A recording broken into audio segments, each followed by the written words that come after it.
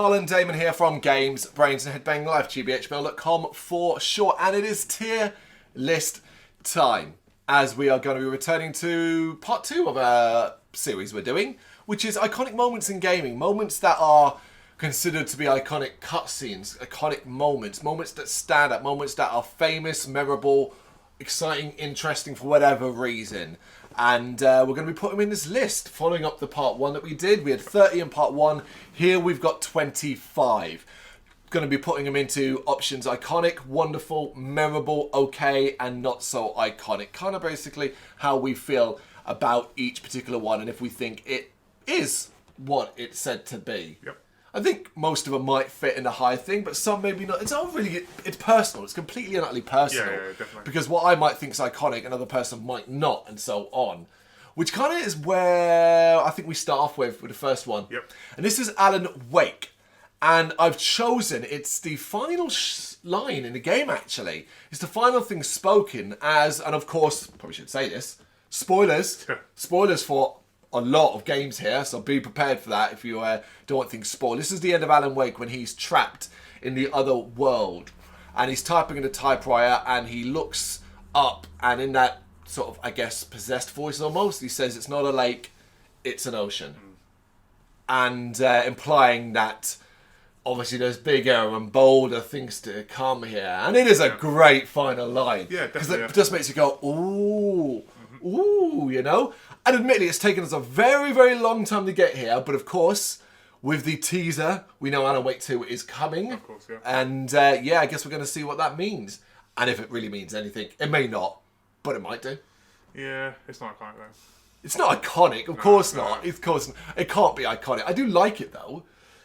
Memorable? Yeah, it's definitely memorable. Yeah, because I mean, iconic has got to be something that which has happened when you're like younger and you still remember it now and stuff like that. So I wouldn't necessarily. No, I disagree. Wow. I don't want to age. I don't want to put the limitation of an age on it because there are stuff that comes out now, or the last say decade or whatever, that I think is just as iconic.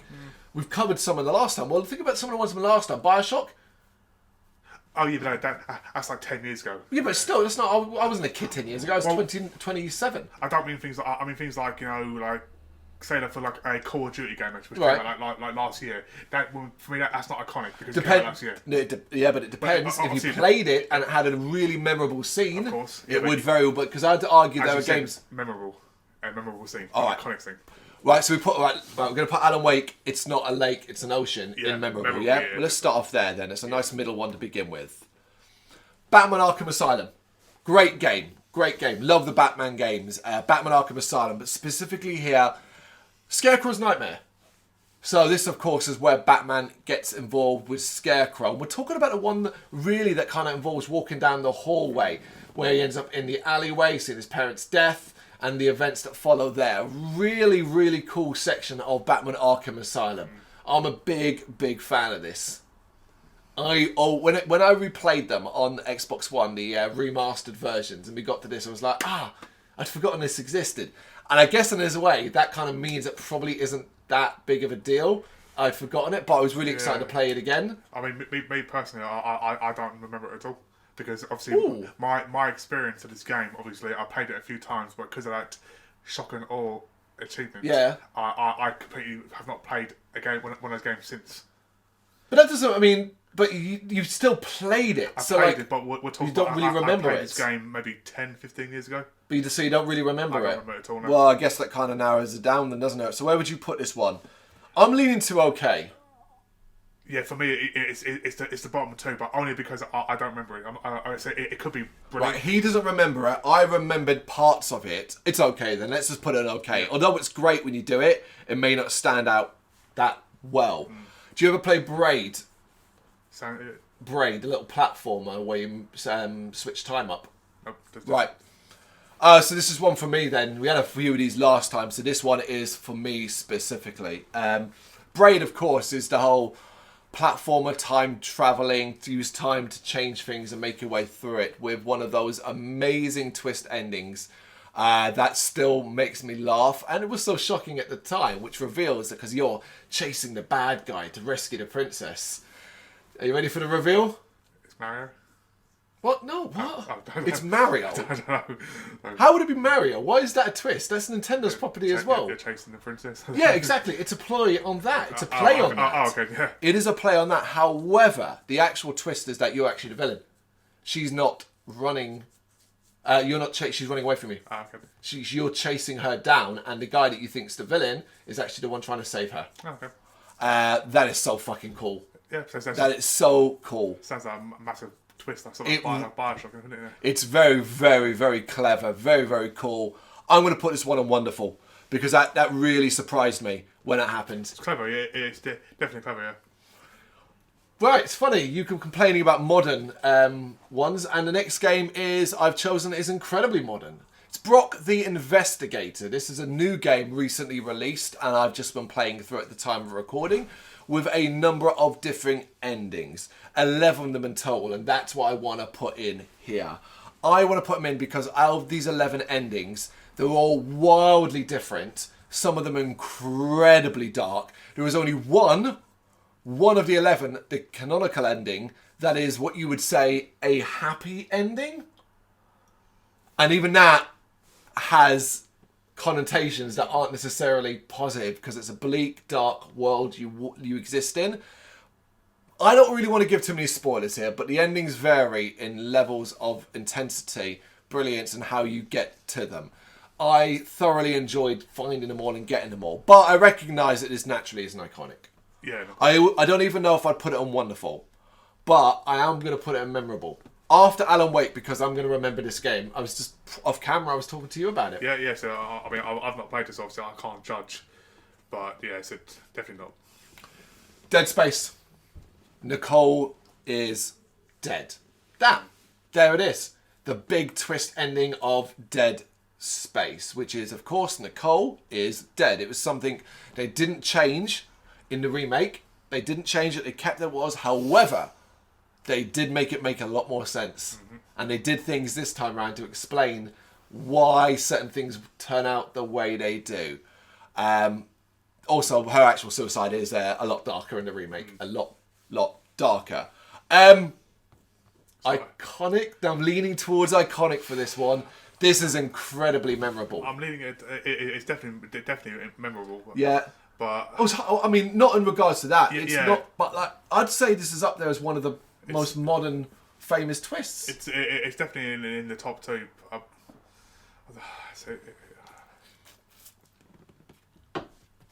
I think iconic. It's hard to say iconic because I mean, it's an iconic game with an iconic twist. A twist that shocked everybody. I remember how people realised afterwards that the chapter titles, the first letter of every chapter, spell out Nicole is dead. Did it? Yeah.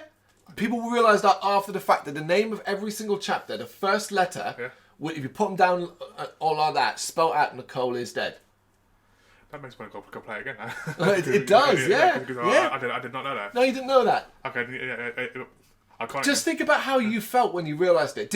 You might have suspected something was off, but you could never have suspected it, particularly once you start meeting Nicole throughout the game. It was definitely suspected, but you could never put the two and two together because of what he was meeting her in the game. No, literally, it's only the end. So iconic is it? So important is it that it would not be dropped? It would continue into Dead Space 2, where she's kind of a ghostly horror figure that haunts Isaac until he's able to does what he does with the eye thing. I'll go for iconic. Yeah, absolutely. Okay. Deadly Premonition. Ever played Deadly Premonition? Yep. So it's no secret this is one of my favourite games of all time. I understand it's complete Marmite for most, but as a fan of Twin Peaks, as a fan of Swery 65, I found this to be an incredibly weird, unique experience that has a brilliant story. A brilliant story that shocked me to my core, made me feel emotional by the end and all that. And I remember there was several points where I realised it was a great game, but one of the ones that pretty much confirmed it was near the end of the game, where you go see what the Raincoat Killer did back in the day, and you play as the Raincoat Killer going on a bit of a rampage through the town. Do you remember this sequence? Yeah, I do. Do you remember what makes that sequence special? It's a song that plays. I don't know. Amazing Grace. A gothic really gothic, haunting version of Amazing Grace plays over this sequence. I don't remember the music, but I remember the scene because I can see it now, but I don't remember the music to it now. Okay, that makes this a bit difficult then. I was wondering how well you'd remember this, but I loved it. It blew my mind. I consider that sequence one of the best in Deadly Premonition, of a real wow moment for me personally. So I want to put it in Wonderful, but if you don't remember it and you played the game, where would you put it? I mean, obviously, we're talking about a long time ago, so yeah, but it was a long time for me. That's the thing. Like, you know, what I mean, like, I'm not having a go at you. I'm sort of saying, if you can't remember it, and I remember it so strongly, there's where do we? So, on your thought process, you would probably put it in okay. No, and I would have put it in Wonderful. Yeah. So do we meet in the middle and put it in Memorable? In the middle, yeah. After Alan Wake, because you remember that one, but before Brock, because obviously you've not played Brock the Investigator. Yeah, that's it. That's the way I'll put that one then. Do Nukem 3D. Simple. The first level. Okay. Hollywood Holocaust. I've chosen this because I was thinking of first-person shooters when I was creating this, and I was thinking, what kind of iconic stuff have we got from there? And I thought, well, on a personal level, I was like, well, I could do things from Duke Nukem Time to Kill, but it's like, that's more personal, and I don't know if we can really get away with putting that high up because and then I was like, no, how many times did you play Duke Nukem 3D Hollywood Holocaust? It was a demo, for fuck's sake. Landing, crash landing, those first levels, going into the cinema complex, all of that. I was like, holy shit. A lot. You remember this level probably more than any other part of Duke Nukem 3D. Yep. That kind of makes that shit iconic, right? It does, yeah. So, yeah, that's kind of what I'm leaning toward. Not putting it in iconic. No, but I'm kind of leaning towards Wonderful. Or really? Where would you put it? Not so iconic. Bottom? Yeah. Really? Yeah, because it's a terrible game. Duke Nukem 3D is not a terrible game. Do you know what? My remembrance of this game was struggling, constantly dying. And because you shit. That's your fault. Probably, yeah. It probably was. But Time to Kill is the Duke Nukem game everyone wants to play. Okay, so right, you're right. You are wrong. Couldn't be more wrong. Here's the thing: is I love Duke Nukem Time to Kill because that was a game we played a lot when we were younger, and I still enjoy it now. However, let's not pretend that is not anything but a complete and utter Tomb Raider ripoff. Oh yeah, obviously, yeah. To a massive degree. When you play it now with some of the worst humour I've ever seen in a Duke Nukem game, outside of Duke Nukem Forever, which is still the worst Duke Nukem game. Yeah. However, I also once felt like you. I always remembered really not liking Duke Nukem 3D because it was too hard. When you're young, you just didn't enjoy it, right? Yeah. Played it in modern times. Turns out, I was shit. And turns out that, no, actually, Duke Nukem 3D is brilliant. Absolutely brilliant. Like I said, It's got achievements. Oh, is it? Of course it's out with achievements. Are you kidding me? Yeah, see, obviously, the last one I played it, again, when I was a child, I think it was around that period when we were playing games like Quake 2 and that sort of period. Yeah. But, yes, my remembrance of this game is not very happy moments from my mother. But then again, I said I've not played it since. But you remember that first level? Yeah, Hollywood Holocaust. Of course which is what the tier list is. Not whether or not you like the game. Memorable. Well, because I do remember, it's got to be memorable. Right, well, I wanted to put a Wonderful, so we'll put it at the top of Memorable, above Alan Wake. Yeah? Above Alan Wake? After Alan Wake, then above Deadly Premonition. Fine. If it landed there anyway. Okay. Fallout 3. And we didn't include this one last time. We probably should have, because this is one of the most memorable moments of Fallout 3. Nuking Megaton.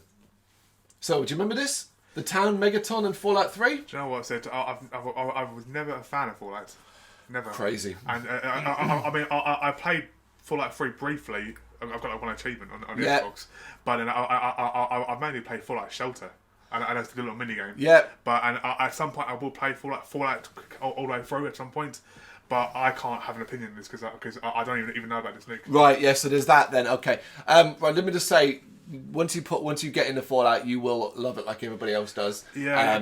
You're crazy. It's if you love Elder Scrolls, you would love Fallout. It's the same game. It's only because the start was so slow. Of course. Start like a space station, or I don't know what it is, or Yep. a base, and it was so slow. And The bunker. You're in a bunker. A bunker, yeah. And it was like so slow, and then I got annoyed. And But once you leave that bunker, the whole world is yours to explore. Just watch out. Yeah. I will get back to it. Yeah. It's on my list. All right, well then, for folks, you know this as well as I do. This is the town of Megaton. Spoilers, you're about to find out. Which, of course, you can blow up with a nuclear bomb in the game. You will get to make that decision and how you approach that and so on. If you do blow it up, you will, of course, watch that explosion from the distance. So it's considered one of the more iconic moments of Fallout 3. There you go. Now I ain't got to play it No, now. trust me, there's a lot more. Yeah. This is wonderful. This is one of the most famous moments in Fallout history, nuking Megaton. So I'm going to put it in wonderful, but behind Braid. Do you get a choice to blow it? Of course it's a choice. So there must be achievements. I can't remember if there's achievements tied to that. Yeah. I can't specifically remember. Limbo. Played Limbo? The boy? Platformer? Like really dark and shadowy? Yeah. Well, you will remember Limbo then for one reason only. This is what is here. The spider. The spider that chases you. Yeah.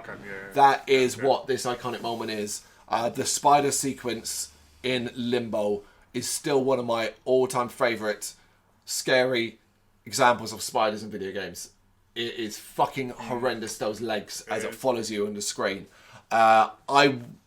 It's a famously iconic game in itself. I was going to say, I would have got an iconic only because the fact that it causes a major fear factor for that's what I mean. Yeah, I would have put an iconic as well because it's generally horrifying in that game, and it follows you, and you later on pull its legs off, and but after Dead Space, yeah, definitely, yeah. Here's a fun one: Mass Effect dancing. Shepard dancing in the club. Oh my god. That's it. That's the iconic moment, and we know what we're talking about. Do you know what I mean? Like that shit, man. Let's be honest. There ain't much analysis needed here. No. I'm saying iconic top. Yeah. Top of iconic. Yeah, Shepard fucking dancing. Brilliant shit. Everyone's done that at least once or twice or 10 times. It still holds up, and they didn't mess around with it in the remakes either. So that is fun as fuck. Going old school here, Metroid, the platform. Of course, you know it's Samus Aran. Yep. Iconic moment. And although I've never done this, because I've never played Metroid through to the end, obviously, famously, the whole thing about Metroid was that Samus would remove her helmet at the end of the game, revealing what?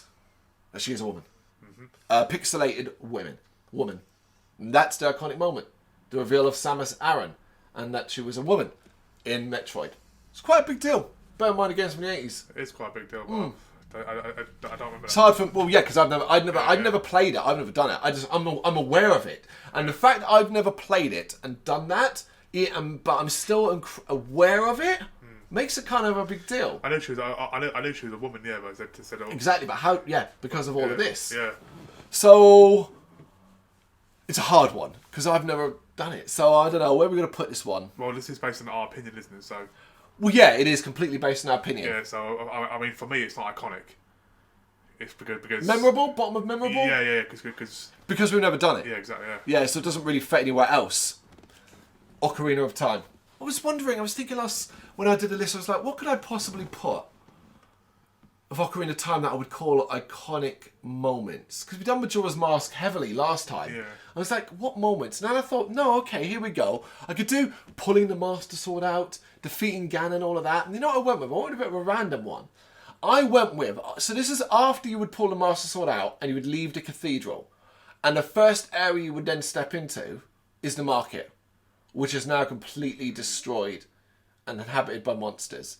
And I was like, that's quite iconic. It is, That's showing you the destruction that's followed since. And it's the first thing, because we initially leave the cathedral. It's dark, but it doesn't look wrong. You can't see anything. Yeah, you just got, and it's when you were stepping into the market.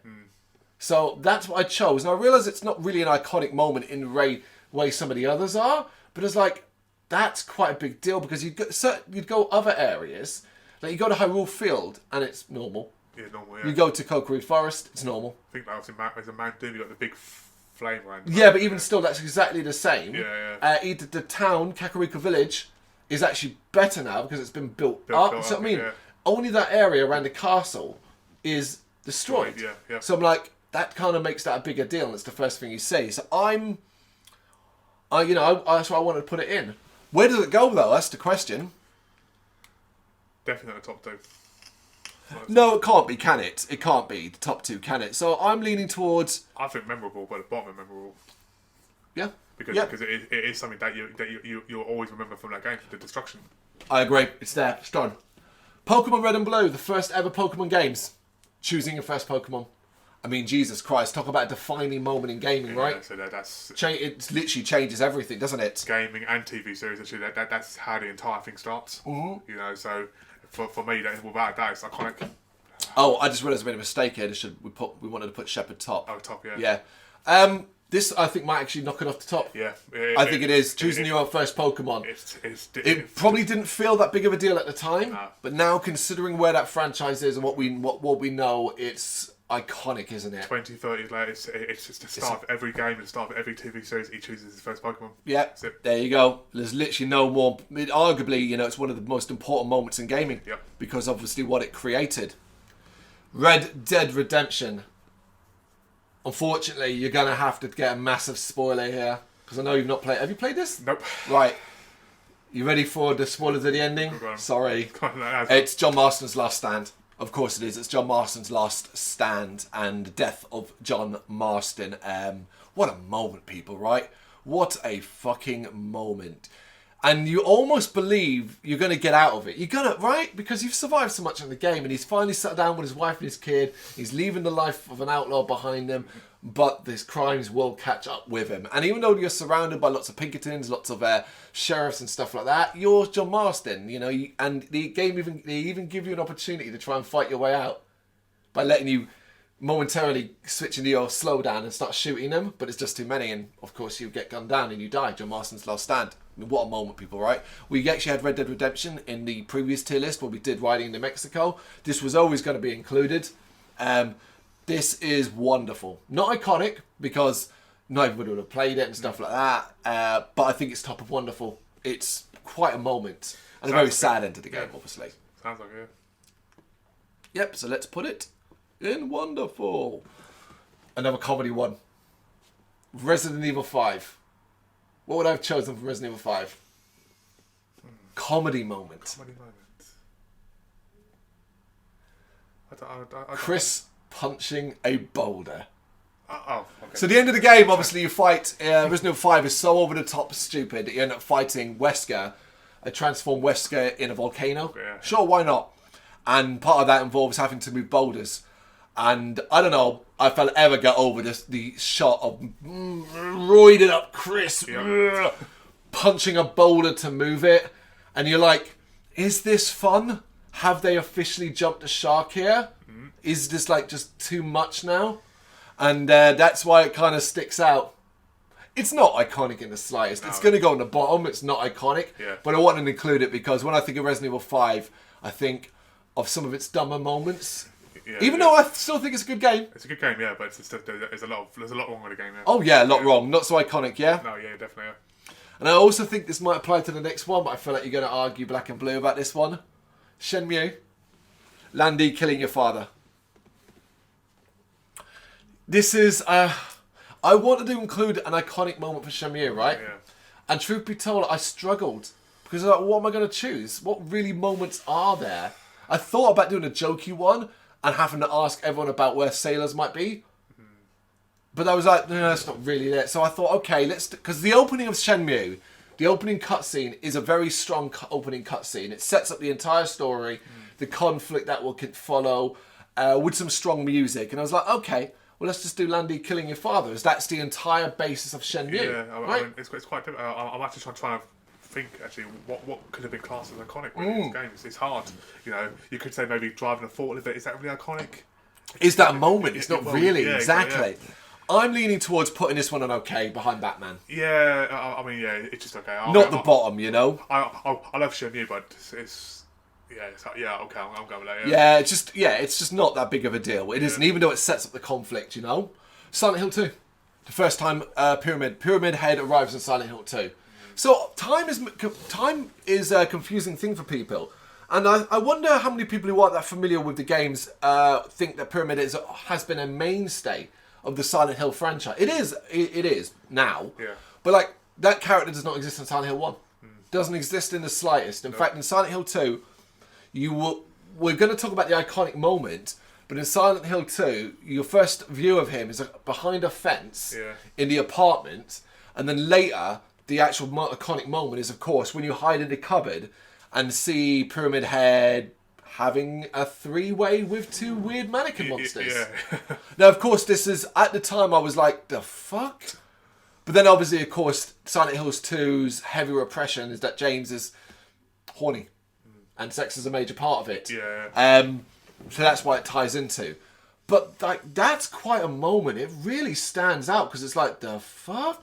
And obviously the first ever appearance of Pyramid Head, who would become an icon of Silent Hill lore, is very, very cool. Yeah, I think a lot of people, a lot of gaming people know who he is. Of course, you have to have played these games to know. Course, yeah. But I think like that's a fairly big deal. Like, it's the first appearance. It's really, really, really fucked up appearance because what it, showing.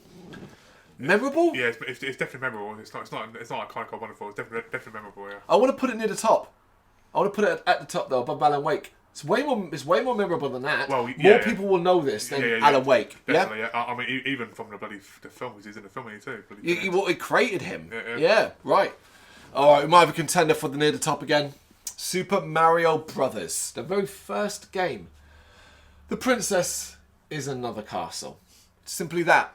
You finish the series of levels, you beat Koopa, you go to the next screen where you'll find a Toad saying, "Thank you for rescuing me," but the princess is in another castle, and then you carry on. Pretty iconic, right? Yeah, I mean, for me, it beats Pokemon for only one reason only. It's Mario. Oh, so I would put because Mario has been around a lot longer than Pokemon. Yeah, but this is a defining moment of Mario. Pokemon's one is a defining moment of Pokemon for the entire franchise. Whereas like this, what people has been joked about and parodied later on, it's specific to Super Mario Brothers. I want to hide, but maybe behind Pokemon. Yeah, because that's only for one game. Yeah, yeah. And Pokemon is everything. And it's quite a big deal, but Pokemon, choosing your first Pokemon everything is just like defining for a franchise. Yeah, do you know what? I think for once, a Mario Sonic game is going to be behind it. Yeah. Cool. Yeah. Right, there we go then. Super Mario Bros. 3, sticking with Mario. And it's actually a secret. And I always remember being the kid, and when you found out about the secret, it's like everybody else. And it's discovering the warp whistles. Okay. So going up and out the screen. Yep. And that section, what a fucking weird secret to find. You duck, that's right, Mario Bros. 3. I'm thinking of Mario Bros. 1. No, Mario Bros. 3. You duck behind a white block and go behind the screen. The black screen, yeah. Warp whistles and what warp whistles could do. And basically skip entire segments of the game. Yep. Often, most people would have found these after. Yes. I can't even remember. We probably would have read, and this is why I guess it's iconic to us. We would have read that secret in a game magazine or something. Yeah, pre-internet. Yeah, definitely. Yeah. Where are we going to put this one? Memorable, I think. Because I want to put it okay. Yeah, it's cool. But it's Super Mario Bros. 3 warp whistles. Do you know what I mean? Yeah. Top of okay. Yeah. Top of okay. Telltale's The Walking Dead. Have you played these games, the series? I've played one, but one. What do you mean? Episode 1 or the entire one? The Clem and Lee story. No. To the very end. No, I've done one of the. I don't know because there's so many of them. I've done one. You would the original games. The moment is Clem and Lee saying goodbye to each other after Lee's been bitten by a zombie and dies. No, I've done that one. Well, spoilers. So obviously Clem and Lee say goodbye to each other. Lee dies. This was doing This was doing the emotional, heartbreaking adult with a kid who team up together. Very, very, very, very long time ago. It's very strong stuff. It really, really is. It's considered a good moment in gaming, particularly with the Telltale series of games. But truth be told, I maybe be, I think that maybe it's a bit hyperbolic. The way people go on and on about it. It's done well, but it's nothing fresh or new to me. So I'm leaning towards memorable, but maybe near the end of memorable.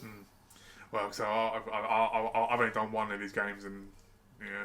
I'll put it in the middle of memorable. I'm going to keep Deadly Premonition higher. I'll put it before Brock and after Deadly Premonition because Deadly Premonition is really personal to me.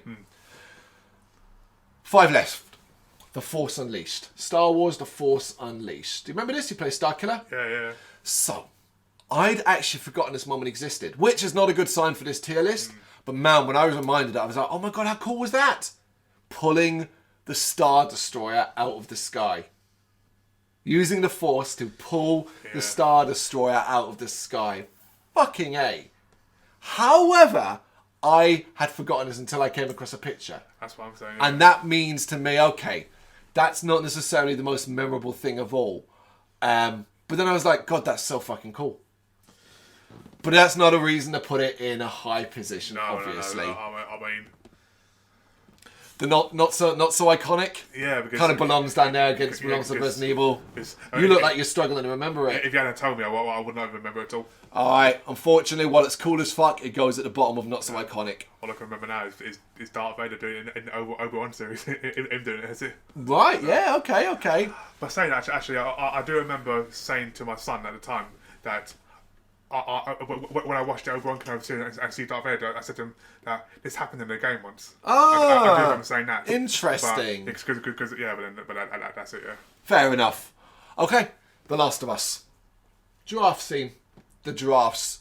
So iconic that the TV show would, of course, replicate that as well. So I thought it was high time to put this in there. Of course, iconic in the sense that if you played the game, a lot of people have, I think it would mean more in that sense. I'm leaning to put this one quite high because it's probably one of the more famous scenes from The Last of Us. I'm thinking Wonderful. Yeah, Top of Wonderful. Top of Wonderful. Yeah. Yep. I agree. It's going to go above John Marston's Last Stand. I agree with that. And we have 3 left. Yes, 3 left. The original Legend of Zelda. It is dangerous to go alone. Take this. The first sword you're given. I wanted this in there because alongside Pokemon and getting your first Pokemon and the princess is in another castle, this is just one of those iconic shots, moments from gaming history. Yeah, see, my Zelda knowledge is Ocarina of Time, that's it. Onwards. Onwards, but before that, no. Yeah, but do you know this scene I'm talking about? The old man in the cave. Yeah. You can picture it. It's been, dare I say, parodied to a certain degree. Yeah. So, and the fact that have you ever played the original Legend of Zelda? I haven't, but I've seen videos online. I've seen you know it then. I know it. Yeah. So that kind of means it has to go high. You agree? Yeah. Definitely. Yeah. How high? Wonderful. No, I don't know because it's sort of it also started the franchise too. It's alongside the top 2, isn't it? It started the franchise, yeah. After them, though. Yeah. Oh, ahead of Mario. After Pokemon, ahead of Mario. Is that more iconic though? Oh God, is it more iconic? That's difficult because they're both sort of the same. But then obviously Link's. Let's put it in the middle. Let's settle on putting it in the middle. Yeah. It belongs alongside them, so let's settle on putting it in the middle. Yeah. Okay, this is one I'm not sure you're going to be aware of. Wolfenstein, the remake of Wolfenstein from a few years ago. You ever played Wolfenstein? Nope. Okay, so Wolfenstein, the remake, changed from the original Doom clone into something a bit more hardcore. It is a fucking fun game. It is a fun game. The sequence or scene I've chosen is, of course, if you played it, the purity test that takes place on the train with the psychotic, can't remember her name, but psychotic Nazi. I know this. You know this? I know this, yeah. Sitting opposite her, she's trying to make this decide if you're a pure Aryan. So I was watching, I watched this last night. I was watching a video last night and I saw this pop up. I thought, what the hell is this? Because I've seen this game before. Where she shows the gun at you, she's got her boyfriend next to her. Yeah. Yep, the purity test. Yeah. It is very tense. It is very cool. It's very tongue-in-cheek. Obviously this is an alternative timeline where the Nazis won. So it's a very cool sequence of events. You've got that giant robot. She's very, very intimidating. Yeah. It's very cool. Yeah, that's really interesting that you watched that. Because I saw it, it made me think, I want to play this game. Right, that's Wolfenstein. It looks pretty good, yeah. Okay, Yeah. I mean, obviously, I can't fully judge it because obviously I've not played the full but game. But you've seen it now. From this scene. It was quite early on in the game as well. Okay, memorable. Yeah. I think it's going to go memorable, and I am going to put it then. We'll put it at the end of memorable, just because your story there is quite fun, I think. Yeah, that's making me intrigued now to want to play it now. So. Cool. It's had a couple of sequels now as well. All right, and last but not least, sticking with Wolfenstein, but we're going back to the old days. Wolfenstein 3D, the original, fighting. It's the end boss. Fighting? What's the end boss? Mecha Hitler. Mecha Hitler. Let me zoom into the picture. Oh, for God's sake. Yeah, for real. It's not even a joke. Not even a joke. That is Wolfenstein 3D's final boss. They got away with that, doing that too. Wow. Well, yeah, because it's a parody. Never forget what Charlie Chaplin said. What is Hitler for if not for laughing at?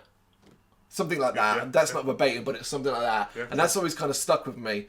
That's always stuck with me, that sort of line. And Wolfenstein certainly did that. It was poking fun heavily. Just for that, that's got to go memorable, man. Just for that. Oh yeah, 100%. Yeah. It's the end boss of Wolfenstein 3. Who doesn't remember Mecha Hitler? We'll put it at the end alongside the new Wolfenstein. There we go. That's 25 moments from games that we've ranked into iconic, wonderful, memorable, okay, not so iconic. We'll just quickly run through the ones we put in iconic. Pokemon, choosing your first Pokemon. We define that as the top one of this list. Legend of Zelda, take this basically. It's dangerous, go along, take this. Yeah, for me, these two here, they're literally neck and neck. I would put them neck and neck because they are iconic moments at the start of these individual franchises. And slightly alongside that, but maybe a little bit lower, is of course Super Mario Brothers, The Princess and Another Castle for that. But we also, for fun, we've put in Dancing Shepherd from Mass Effect. We've put in Nicole is Dead from Dead Space and The Spider from Limbo. We put them wonderful. We'll go with them as well because there's only 4. The drafts from The Last of Us, the draft scene. John Marston's Last Stand. Braid, the reveal that you're the villain. And nuking Megaton in Fallout 3. That's some good shit at the top there. That's some very big moments. What do you reckon? You got any thoughts on this list, or you got any differences that you would change here? You know what to do. Let us know in the comments. Thank you very much for watching. If you liked what you saw, please help us out by giving us a thumbs up and hitting that subscribe button. If you really liked what you saw, consider donating to keep the website and channel running by buying us a coffee via our coffee page or picking up some merch from our Big Cartel store. You can check us out on gbhbl.com as well as via our social media, Facebook, Instagram and Twitter, as well as listen to our interviews via SoundCloud, Apple Music and Spotify. Just search for GBHBL. Games, horror and heavy metal. What else is life for?